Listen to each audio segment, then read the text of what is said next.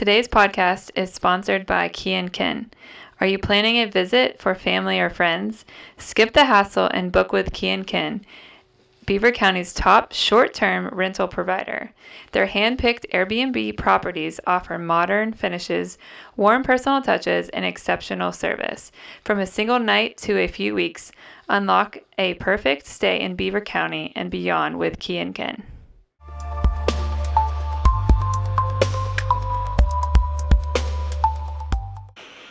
Hello everyone, welcome back to Enthralled for our next episode. I'm going to get started with our scripture. Let the king be enthralled by your beauty, honor him for he is your Lord. Psalms 45:11.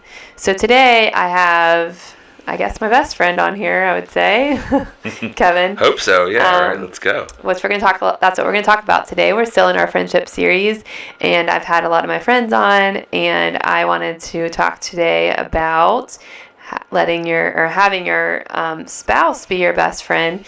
And I think that's something that we have seen a lot of marriages not do well, and I think it's something that we always try to make sure that we're not only love each other, but like each other and be best friends. And not to say that we're perfect or anything like that. Like, yes. Let's be humble here. Like, we definitely think this is something we're good at, but we are not perfect by any means. So, there are no perfect people, right? I'm sure we'll get into that.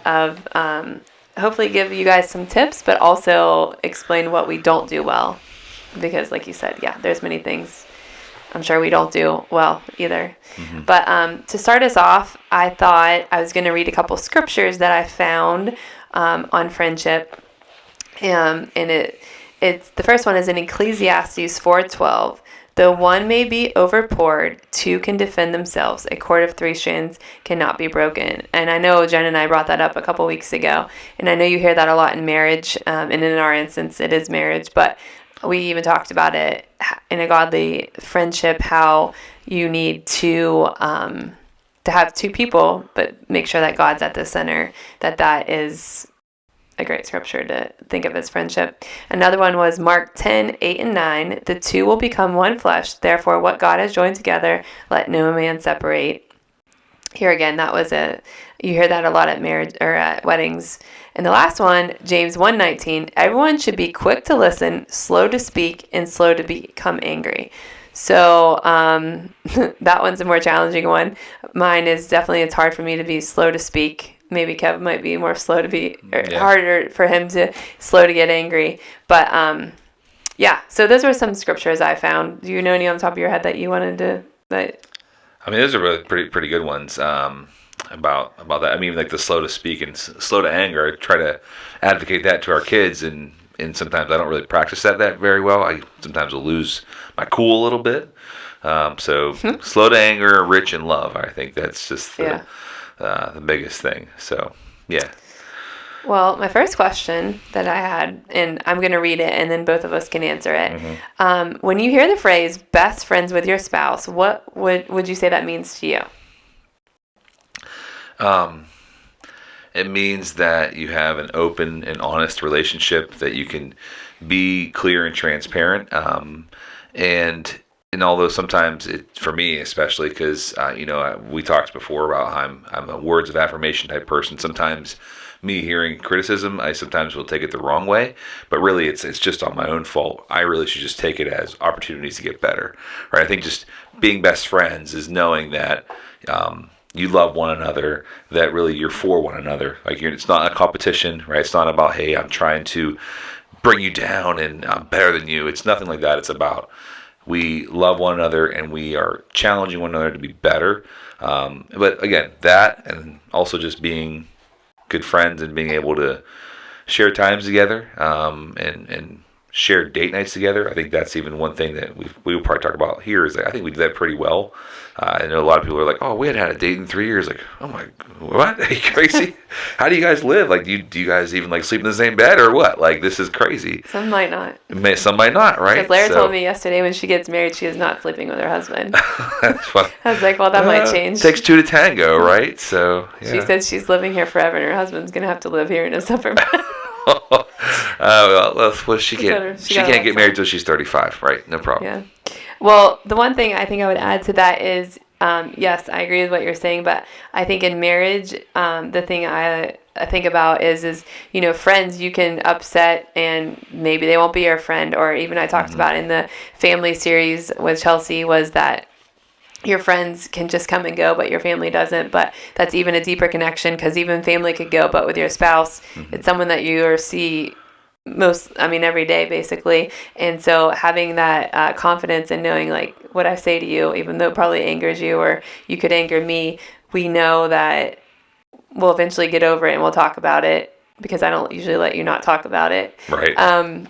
But still that there's like that confidence in knowing like we'll be fine. And Right. Right. And I guess if you think about it too, it's really, this is the one friendship where you're literally building it over years, but actually more so because you literally live in the same house and talk to each other most often. So you're really building a strong foundation in that. So I think even having that, the baseline of, okay, we've had our first 10 years underneath us where we know where we messed up and did things the wrong way or said things the wrong way. We're learning how, hopefully, to take things the right way and say things the right way as you move forward. Yeah. The next one was, how has our friendship changed from when we were dating to now? And I thought this question was funny because I still remember when we were dating and we went out to eat with the pastors that married us, Zach and Lauren Blair. Yep. And I remember them asking us, so do you guys like fight? And we're like never. No, ever. And they we're like perfect. Right? Yeah. And it was funny, but also they were right in the fact of we were probably just being too kind to each other. Right. And so in that like phase where we didn't think anybody did anything. That was still like that 2-year phase, I think, right? They said the first 2 years, right? Yeah. That you don't really do anything. You don't see anything other than like the best qualities in that person, and it's all lovey-dovey. But then after that, that's when you start to get real. So yeah. So do you think when we were dating, our friendship was a lot different than when we were, this year we're going to be married 15 years. Yeah. Which is wild to think about. Good job. You remembered it, right? Yeah. So, well, it's a big one. And you didn't have to make me remember it either. So great. Thanks for telling me. Soon. Yeah. I think it was definitely different because you knew less about each other, right? You eventually, as you grow in marriage, you learn more about one another, or friendship, really. You grow more, you learn more about one another and certain things that you like or don't like. So I think, we were definitely different. Again, trying to be in the pleasing mode. Like we wanted to please. I wanted to please you, and you wanted to please me. Like we wanted to always do things and say things that didn't hurt each other's feelings, right? Mm-hmm. And really, also at that point, we could do no wrong, right, to one another. There's nothing we could do that was wrong, right? Where now it's more about realistic. Like, let's be real. Let's have real conversations, which doesn't always happen perfectly, right? Sometimes, with kids, even that too, it's hard to find a good time to have good conversations, or tough conversations. So yeah, that's true. Scripture talks about God first, then marriage, and how does that actually play out in real life? And then I would say, kids under that, and then maybe other friendships. But, God says like he should be at the top, and then your marriage, and then, kids and friends and all that. But how do you think that actually plays out in real life? Do you, like what, like the one thing I had here was, the Bible talks about where your treasure is, that's where your heart is, and out the abundance of your heart, your mouth speaks. And I think, like you see so many, or I know I see, and probably both of us together, but we see so many marriages of people that they're just roommates. They just live together, but they don't have a relationship. And so I think for us, that's been one thing that we always were very cautious, and we didn't want that to be. Even now, I'm sure we've talked about it, but I think we just both genuinely have that passion to not make sure that happens. Yeah. Right? Right. You're saying the God first thing, right? Yeah. Yeah. So to me, I think that's what we started out with, right? So again, it's a firm foundation we created with putting like God first in our life and making church a priority and getting involved in church a priority, because I think that you and I both are really good about being involved at church. or have been in the past, to really develop that firm foundation. Because then you even get other people that come alongside you that kind of can be good role models for you and examples for you, to encourage you to be better and to keep God first in your life. And then from there, like, yeah, if you don't have God in your life first, then you don't have a good compass to lead you in the right direction for your marriage or your friendship in marriage. And I always say too, I think, it's all about what you have. Like, you can't give what you don't have. So if you are putting something into your heart that's good outside of your friendship with your marriage, like, it's not going to be good, right? So, like, even if I'm putting junk in, or if I'm reading books that aren't really adding value to my life, like, that's the thing. It's like, what things am I doing that are adding value to my life? Reading your Bible, right? That's absolute truth.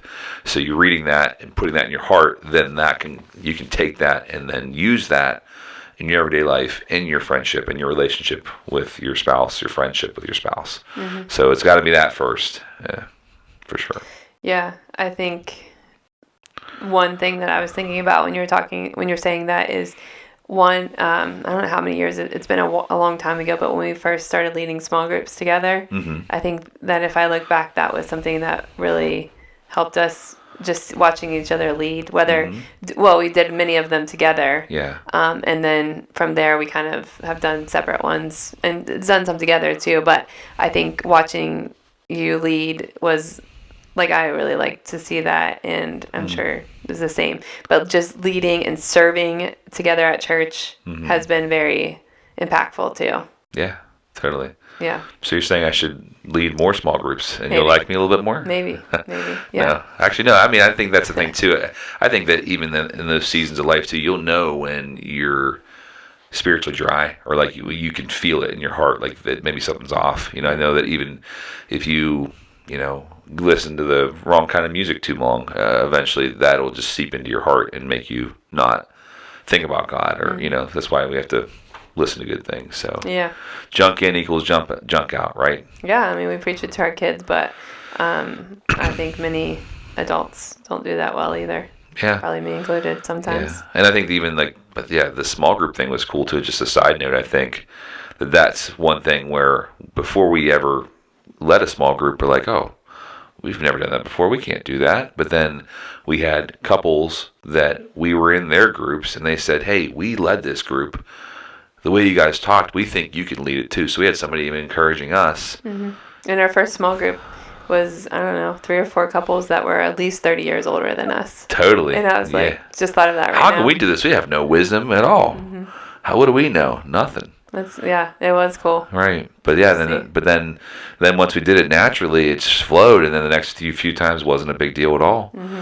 And then it was cool to see other people come to our group, and then we could see that gift in them too and encourage them, and then they started mm-hmm. to lead groups. So cool in that way. So what do you think happens in marriage when the order we're talking about gets flip-flopped? I think you see a lot of moms putting their kids before their marriage, and you see a lot of men putting work before their marriage. What do you think happens when that gets flip-flopped in either of those?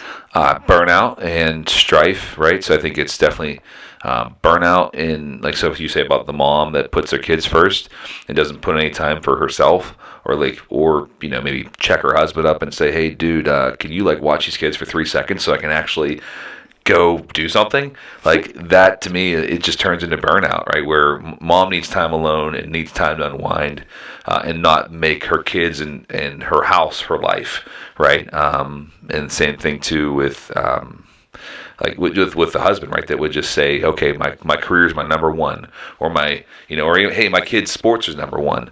It's just going to cause strife in your marriage, because then you're putting your spouse below them. But that's why having the order of God first, then your wife, then your children, right? And then really your job at that point too, right? Because it's just money, right? Mm. Your relationship with God is the most important. And when that's not strong or true, you're going to notice it throughout the rest of your life. It's going to be a vicious cycle that's just going to kind of go throughout the rest of your life, and you're going to treat others just as again, you can only give what you have.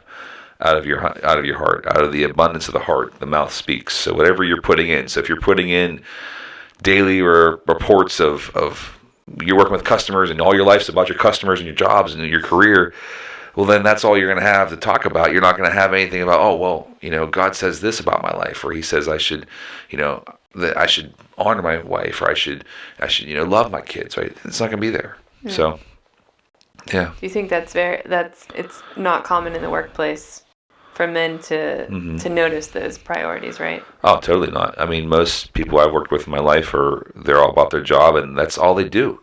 And then sometimes you say to yourself, like, why are you working extra hours? Like, nobody asked you to, right? I've seen, and again, and there's obviously times where you need to put forth extra effort. You got a deadline you got to meet. You have some additional goals you got to fulfill before a certain time frame.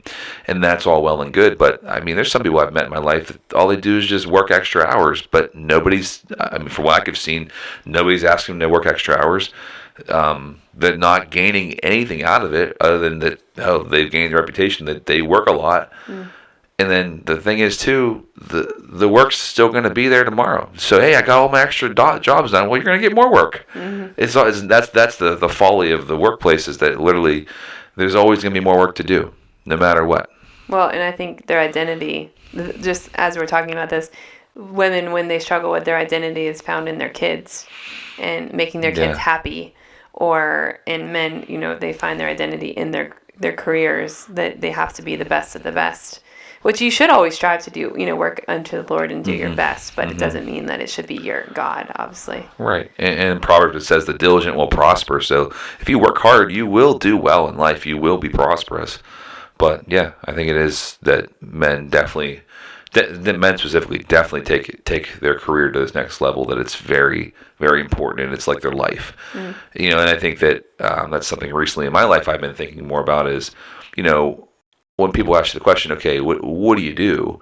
Mm. Well, I'm a boss, or I'm a manager, or I'm a customer service rep, or I'm a an engineer, whatever.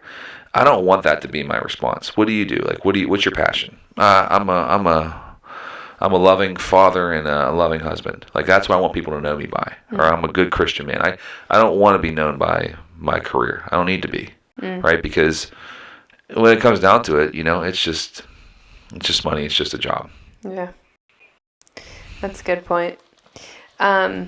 So talking about, I think we talked a little bit about maybe before marriage, and then we can talk. I was just talking about a little bit about in the middle, kind of where we're at, I think, in our season now. But what are some common ways couples unintentionally stop being friends? So we talked some ways that can happen, but what do you think are little small things that can happen that before you know it, you're not like friends anymore?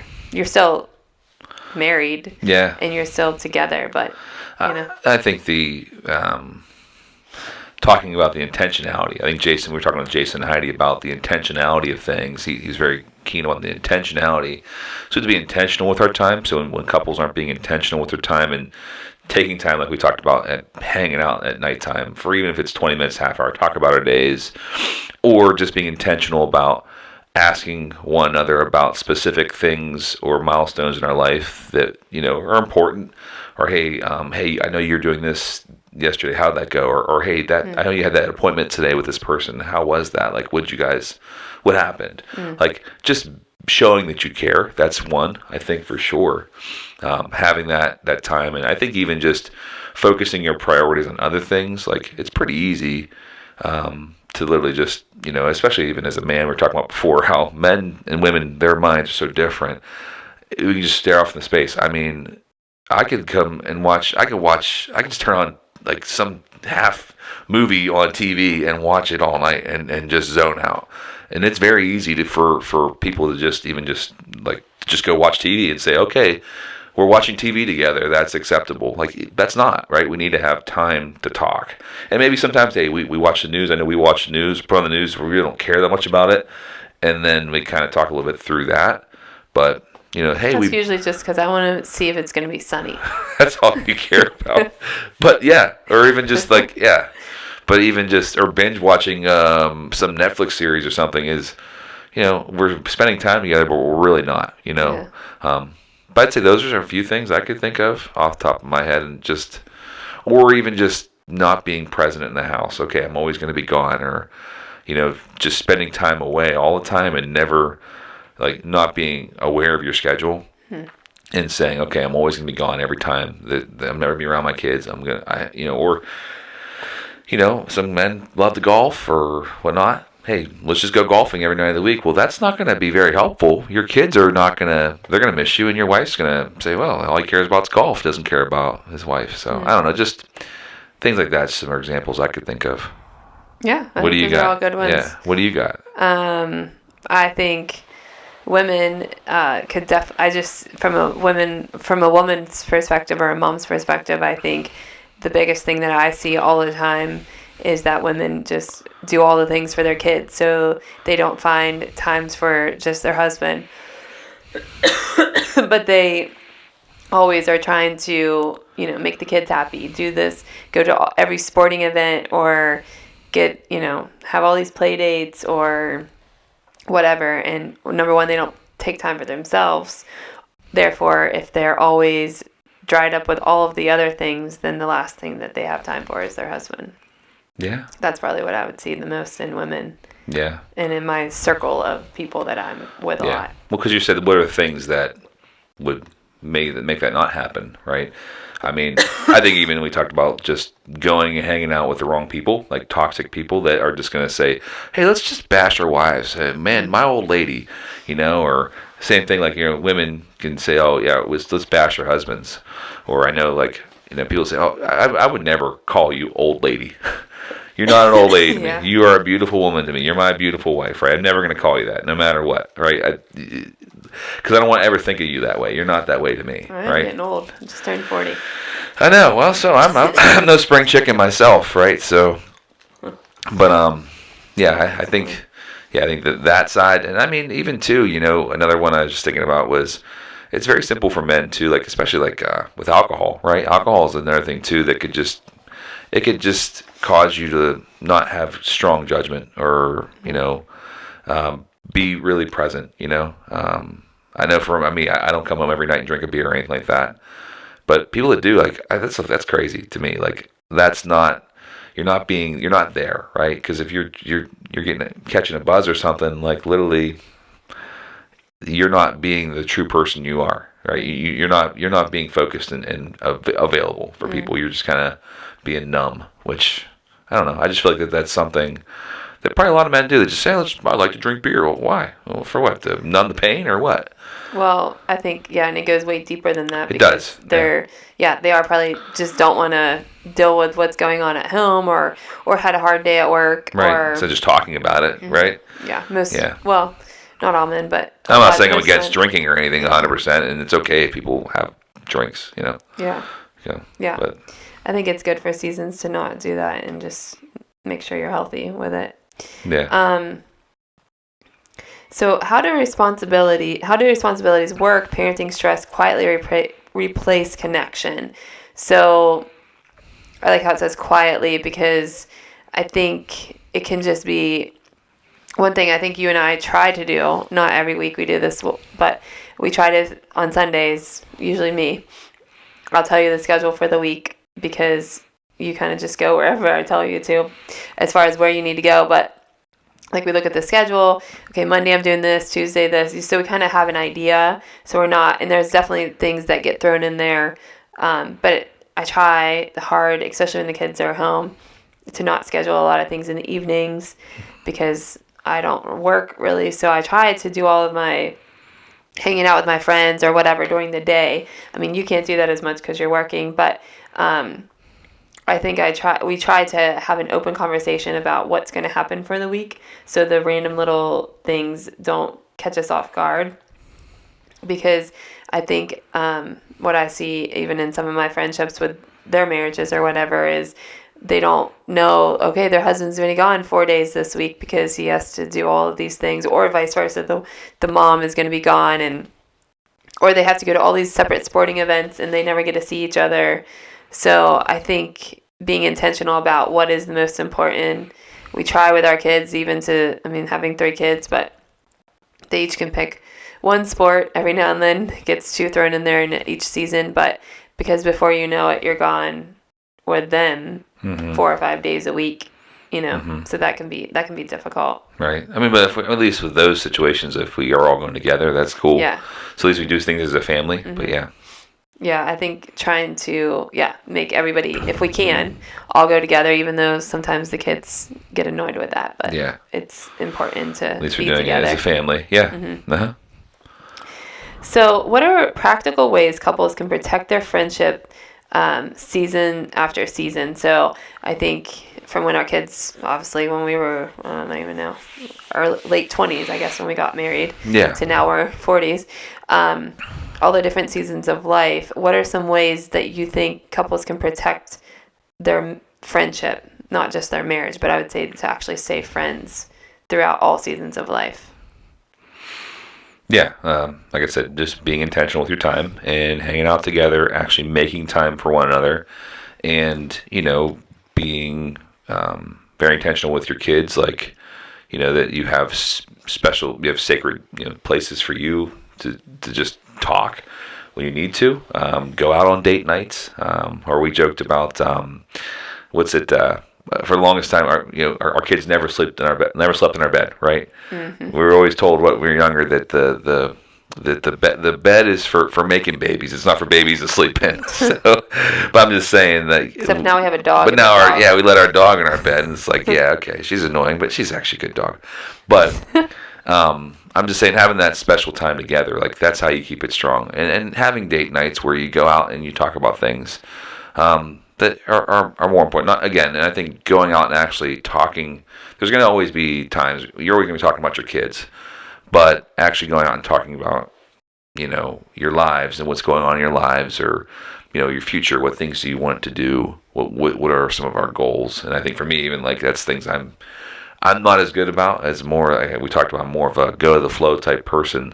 But I know myself. I need to get better at being more goal oriented and wanting to accomplish things outside of the workplace, and then finding the time to do it, and just set forth the time, and then say, okay, hey, the schedule has this free, I'm going to work on this, or or I'm going to do this, right? But actually having that time to talk together, that's important. And I think when the kids were little, I think we talked about this. One thing we did was, I'm sure it's still around, is the date night in a box. Mm-hmm. You love that. And so they would send you, because when you're little, it's hard to leave your kids if you use, and some people don't have babysitters, they don't have family or things. And so the date night in a box, you got 3 subscriptions, I think, for each month for $100 or something. And they would send you a box, and like one time it took us, like, we pretended we were going to Italy or something, and we made a meal or something together. But it gives you everything you need. And then it had like a game to play, dessert. I don't know. It was really cool, and it was something we would have probably. I remember it asking us questions about each other or whatever that we probably would have never. Oh yeah, like those date night cards that we've had before, where you just ask a random question about life that you wouldn't have never thought about on your own, because sometimes it's easy for us just to say the same things or think of the same things. Yeah. Yeah, so I think you can always find different ways to go on dates. They don't have to be the most spectacular, and even just going on a hike. And we used to go on a hike and go to Zookie's. That was like, especially during COVID, I feel like that was one we did all the time. That was good. And also the one thing I've been thinking about too is maybe do something too that is not your favorite. Because like Kev hates bike riding and I love it, so he'll go bike riding even though I know he doesn't love it. And maybe watching a movie is something I don't like, and I haven't done it in a while, but sitting down and watching a movie with him. I'm not sure I can really count one time you did, except when we were dating, when you still you're tricking me a little bit. Yeah. Did you like movies? So finding things that you maybe isn't your favorite, try to do those, and also find things that you both like to do together. Like we do both like to exercise, and now that our kids are getting a little bit older, it's been fun to be able to leave them for short amount of time that we can go on a walk by ourselves or go to the gym together. Just like finding little small ways that you can connect, because sometimes it has to be. We think, or society tells you, it has to be this big date, but Let's it go really to a big doesn't need to be. steakhouse or something, or it's this big massive date. Or it costs a lot of money or whatever. Yeah. You can just make it anything, small ways too. Yeah. And then like when you do stuff like that all the time, then Valentine's Day isn't that big of a deal. Because we're always hanging out all the time, right? And also another thing, I think we try to do this, at least go away one time together. Usually it's just a few nights, not super long. Yeah. We went on a really long one, I don't even know, since we've been married probably, but just a long weekend is important too, just to be away and have more time and not have to think about what kid needs to go where, here or there, and I think that's important too. That is good. To try to plan that out. How can couples stay emotionally connected even when the time is limited? So I was thinking, I know the one thing we used to do is we would say we're not going to watch TV during the week, just on the weekends, like after the kids went to bed. Mm-hmm.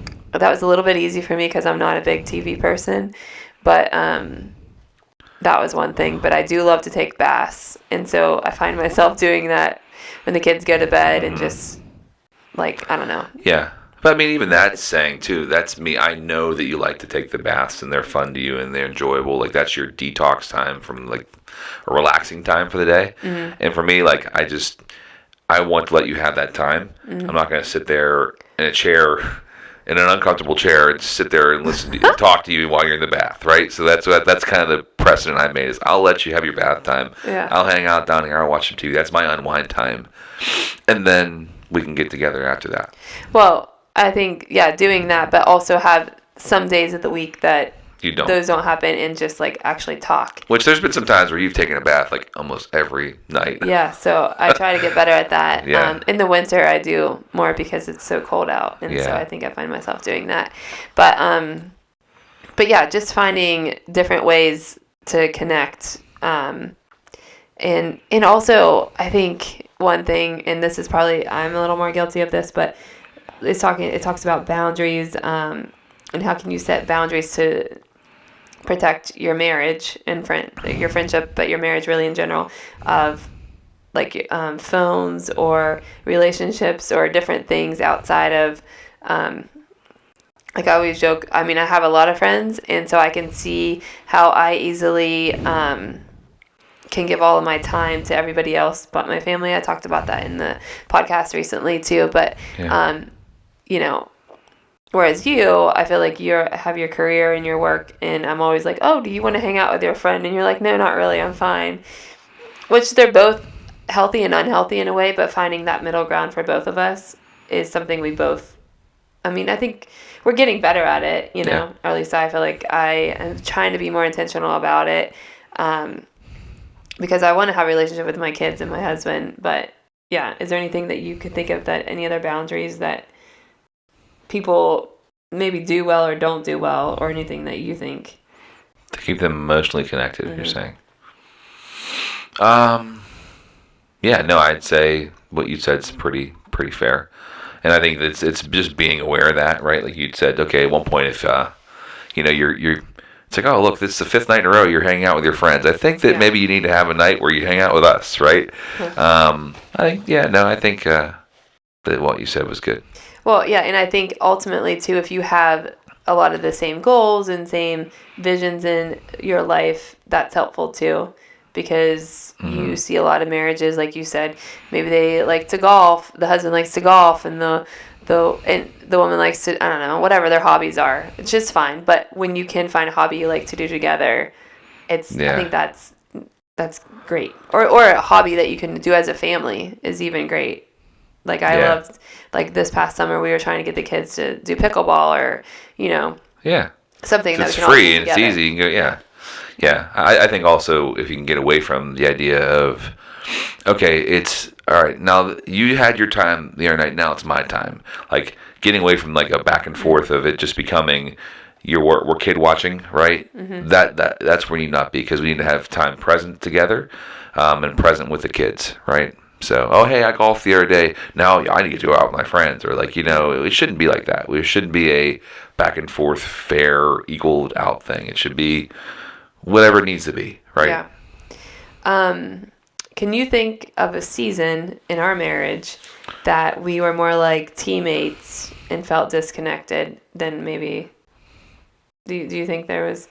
I know you're gonna say something, but good. I mean, whatever you say, I'm probably gonna think the same thing. So. I was thinking back when the kids were really little. Me too. You know? Yeah, little because especially you're in survival mode. You know.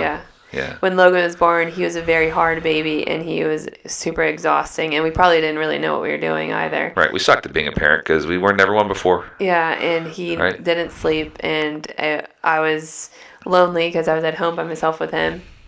And I would wait. I remember him and I, we would just walk up and down the street waiting for Kev to get home an hour before he was going to, because I was so bored and just needed to be outside and, I don't know, see the light and just get outside of being inside the house alone.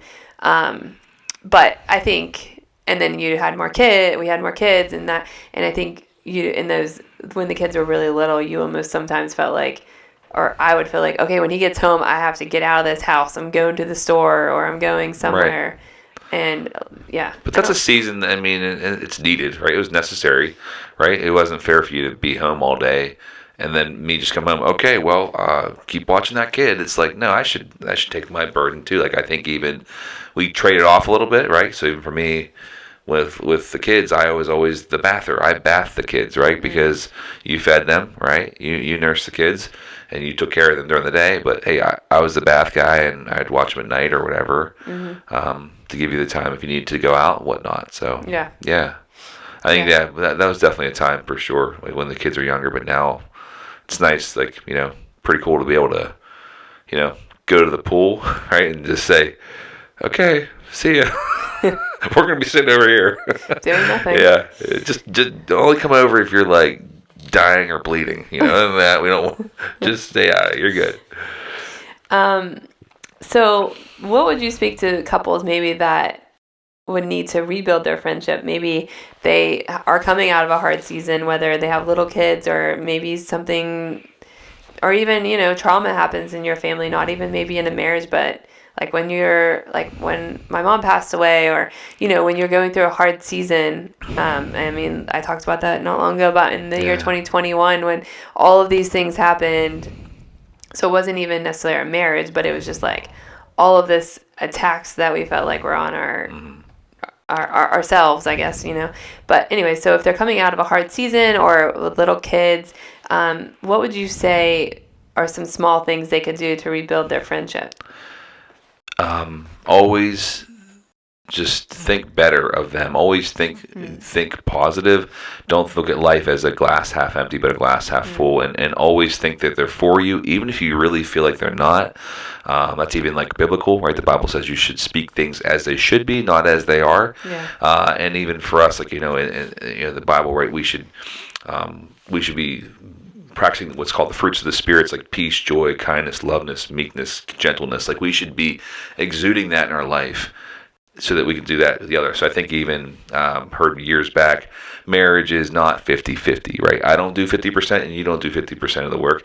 It's 100-100. I'm giving 100% of myself with the hopes that you're going to give 100% of yourself. So even if I'm giving 100% of myself and you're giving me only 40% of yourself, my hope is that if I give 100% of myself and my emotions and I pour them out to you, that you're eventually going to pick up your 40% and be at my 100%, and you're going to give that to others, right? You're gonna. So that's almost like, it's a friendship thing. It's more of a marriage thing, but I think it's also just thinking well of one another, and then, you know, even looking at life as it's gonna get better, and it's gonna be starting, but, you know, one step at a time, right? So it has to be one day at a time, and you can't expect. Rome wasn't built in a day, right? That's what they say. Rome wasn't built in a day, right? And so same thing too with rebuilding a relationship. It doesn't happen in 30 seconds. It's like, oh, hey, you know, I just cleaned the dishes for you. You ready to jump in bed with me? No. It's a joke, sorry. But I'm just saying, like, no, it takes time, right? It's small, little things, but again, genuine, and not doing things to get things. It's just doing things because you truly want to. You want to build them. So small steps, positive attitude and speaking things as they should be, not as they are. Like believing that things are going to get better, even if they're not in a great spot. And I think that would be really hard to do in not a godly relationship, because I think we see it as God gives us so much grace, so we need to give our spouse that much grace when you really don't want to sometimes, but we know that ultimately God does that for us, and He forgives us.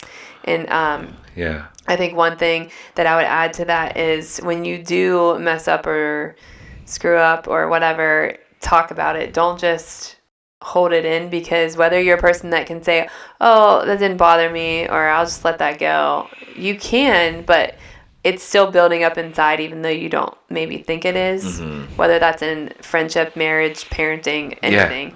And then one day, like, it's just so many little things that build up that you don't talk about, and then one day it like blows up. Blow up, right? So I think conflict is okay, but forgiveness, there always need to be a piece for forgiveness. There's always a story too, in varying levels of forgiveness and building trust over time. Yeah. But I'd also say too, like the opposite side of it is, I think we heard it with, is called withholds, right? Yeah. Like, so they're also, when you see your spouse doing good things that, are just basic things, and you're like, oh, that was really cool, they did that. Tell them, like, hey, you just, like, you kissed me goodbye before you left. I really appreciate that. Like, hey, you just did the dishes this morning or unloaded the dishwasher. Thanks for doing that. Like, do small things like that. And tell them they did a good job, and that'll also help rebuild some of that trust and make that person believe, oh, they do really care. And if you don't tell it to them right away, write it down so you can remember to tell them later. Totally, yeah. Because words of affirmation go a long way with some people like me. Yeah, right? For sure. Well, I think this has been good. Just good? Is that all you got? Just great. Good? It's been great. So great. Yeah, I'm just joking. Is there any thing you would say to anybody that, I don't know, wants to build a stronger friendship in their marriage? Any last words you would have for them? Love conquers all things, right? I mean, the most important thing we can do is love one another. So do things out of a heart of love and hope for the best, because that's the best you can do, right? If you're doing things out of a heart of love, then things should get better. I also think, I was just speaking to somebody maybe that has not a great marriage right now or something. I think just doing small little things, like the what's the movie about marriage that there's the book that you can do. Fireproof? Yeah, Fireproof. But they have the little things you do every single day without telling your spouse that you're actually doing this challenge, and then whatever. But either way, what I was thinking is like just doing small little things and those small little things will turn into big impacts. So putting them before yourself when it doesn't feel good, especially if you're at a season right now that you maybe don't even really like each other. I think you can just take little small things and because it might be hard to do a big thing right now. Or like even just saying thank you. Yeah, maybe it is flowers, or maybe the flowers just is a cover up to you sucking as a husband or a wife, right? Well, but small acts make big impacts, right? Pastor Larry. So just doing the small things, is what I was thinking about. Because sometimes it's hard to think of to do something kind for somebody, but just do something small. Well, I think this was great. Right. I loved having Kev on, even though he's because I said all my friends, and I started thinking about it, and I really think that I'm hopeful that people will think of their marriage when they're listening to this, that their spouse can be their best friend, and I truly feel that way in our relationship. I am probably always the most raw and real with him, of course, but he sees my good and bad, which I guess is what marriage is. But I think there's many marriages that don't feel that way. They just kind of come and go, and then they look at each other 10, 15, 20 years in, and they don't know how they got to be, or they don't even remember. That's what I tell people too. Remember what you loved about them when you first got married, because some people forget that, and it's hard to forgive and to remember those things. Yeah, totally. 100% agree. So, anyways, thanks for joining us. And I just want to thank all of you for joining in today. And make sure you subscribe to our channel and follow us on social media and check us out next time.